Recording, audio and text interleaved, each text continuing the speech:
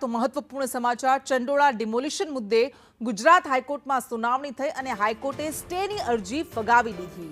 ડિમોલિશનની કામગીરી યથાવત રહેશે। ડિમોલિશન પર સ્ટે માંગતી અરજીનો સરકારે વિરોધ કર્યો હતો અને હવે ગુજરાત હાઈકોર્ટે પણ આ સ્ટે માટેની માંગ કરતી અરજી ફગાવી।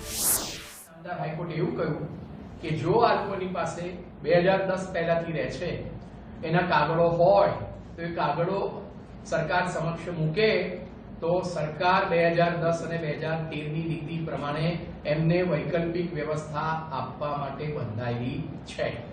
અમારી દલીલ એવી હતી કે સાહેબ પહેલા અમારા કાગળો જુઓ, વૈકલ્પિક વ્યવસ્થા આપો, ના આપી શકો ત્યાં સુધી તમે તોડતા નહીં। એ નામદાર હાઈકોર્ટે સ્વીકાર રાખી નથી। અમે દલીલમાં એ પણ કહ્યું કે અમે સુપ્રીમ કોર્ટના આદેશો પ્રમાણે ભલે વોટર બોડી પર કે તળાવ પર હોઈએ પણ સુપ્રીમ કોર્ટના બંધારણીય બેન્ચના 1985 ના ઓલ્ગા ટેલિસના જજમેન્ટ પ્રમાણે અમે સરકારી જમીન ઉપર ગેરકાયદેસર હોઈએ તો પણ માનવતાના આધારે બંધારણની કલમ 21 ના આધારે અમને જગ્યા ખાલી કરવા માટેનો એક ન્યૂનતમ સમય આપવો જોઈએ, એક નોટિસ આપવી જોઈએ।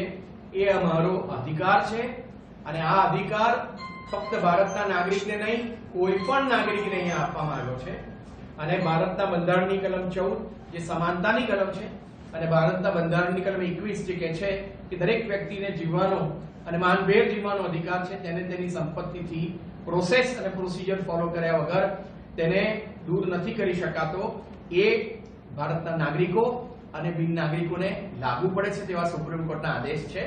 માની લો એક ક્ષણ માટે કે અમે ભારતના નાગરિકો નથી તો પણ તમે આ રીતે અમારી સાથે વર્તન કરી શકતા નથી।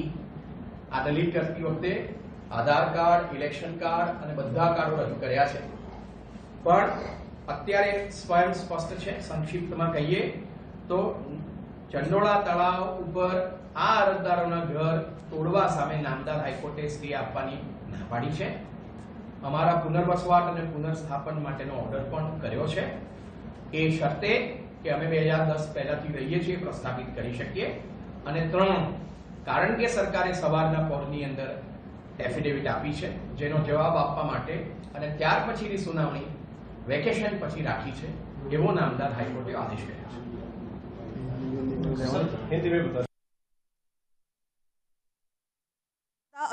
અરજદારોના વકીલ અને એમણે કહ્યું કે અમે કેટલીક માંગણીઓ મૂકી હતી અને અરજીમાં એવો ઉલ્લેખ કર્યો હતો કે ભલે બાંધકામ તોડી પાડવામાં આવે પરંતુ સમય આપવામાં આવે જે ન સ્વીકારવામાં આવ્યો।